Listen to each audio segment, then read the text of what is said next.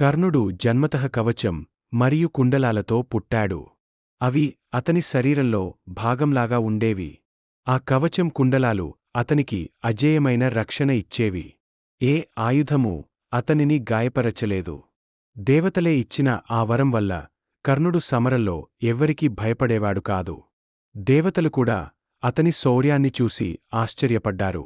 కాని ఇంద్రుడు తన కుమారుడు అర్జునుడు కర్ణుని చేతిలో ఓడిపోవచ్చని భయపడ్డాడు. అందుకే ఒక యుక్తి ఆలోచించాడు. ఇంద్రుడు వృద్ధ బ్రాహ్మణుడి రూపంలో కర్ణుని వద్దకు వచ్చాడు.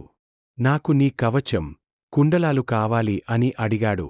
కర్ణుడు కొద్దిసేపు మౌనంగా నిలబడ్డాడు. వెంటనే కర్ణుడు కత్తి తీసి తన కవచం, కుండలాలను స్వయంగా తీసి ఇచ్చేశాడు. ఇంద్రుడు ఆశ్చర్యపోయి అతనికి శక్తి ఆయుధం అనే వరం ఇచ్చాడు. కవచాన్ని కోల్పోయాడు. కాని కీర్తిని సంపాదించాడు.